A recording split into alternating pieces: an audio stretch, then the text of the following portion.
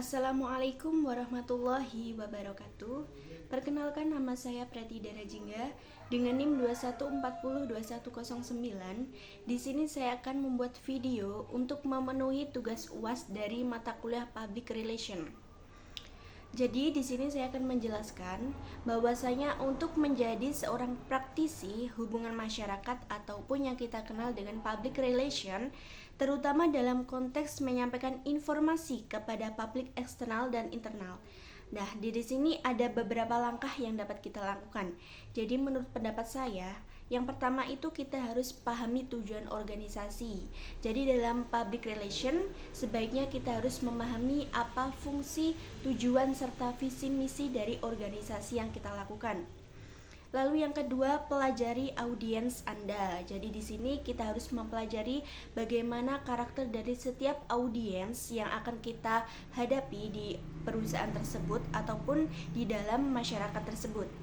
Untuk yang ketiga, kita mengembangkan pesan dengan jelas. Nah, dalam hal ini, untuk merangkai sebuah pesan sebagai seorang public relation, kita harus menampilkan dengan yang sangat baik dan sangat jelas dan juga harus dipahami oleh semua masyarakat. Contohnya saja, jika target audiens kita ataupun lingkungan kita itu orang yang lebih tua ataupun orang muda. Jadi untuk orang tua kita harus menjelaskan pesan yang ingin kita sampaikan dengan sangat jelas dan sangat teliti. Untuk orang muda kita harus menjelaskan dengan lebih bahasa modern ataupun sesuai dengan keadaan yang sekarang ini. Yang keempat, manajemen kritis. Jadi dalam seorang public relation kita harus memahami dan mengantisipasi adanya manajemen kritis. Dalam hal ini kita harus menyediakan rencana manajemen krisis untuk merespon peristiwa tak terduga dengan cepat dan efektif. Ini dapat membantu menjaga reputasi organisasi. Jadi jika ada masalah, kita harus segera langsung menyelesaikan dengan adanya manajemen kritis dalam hal ini. Untuk yang kelima, dengan menggunakan sosial media. Jadi untuk seorang public relation memang harus dituntut mengikuti zaman yang ada seperti ini.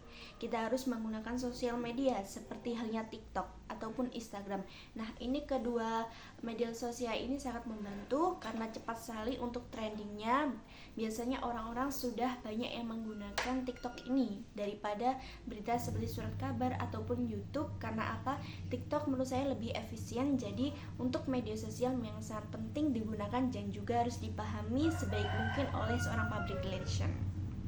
Nah, sementara itu sebagai masyarakat dalam tahun politik 2024, nah jadi tahun politik yang akan datang di tahun depan 2024, menurut pendapat saya ada beberapa langkah yang harus dilakukan ataupun hal yang perlu diperhatikan oleh public relation. Yang pertama, kita harus mencari informasi yang akurat. Jadi dengan adanya tahun pemilu yang akan datang, kita harus mencari informasi, fakta, data dengan yang spesifik dan juga akurat. Seperti calon-calon presiden yang kita tahu ada 3 calon presiden yang akan mendatang, kita harus mencari data dan faktanya.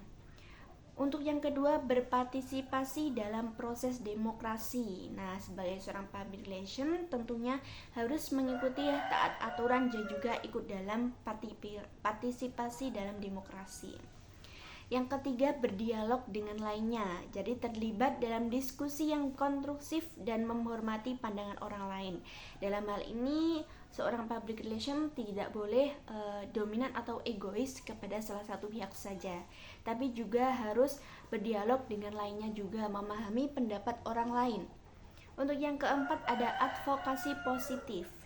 Jika kita memiliki pandangan ataupun isu tertentu yang kita pedulikan terlibat dalam advokasi positif, jadi kita harus menyampaikan pesan dengan sopan dan argumentasi yang kuat. Jika kita memang memiliki pandangan yang menurut kita itu memang benar, nah dalam hal ini kita harus menyampaikannya dengan benar dan juga mempunyai argumentasi yang sangat kuat.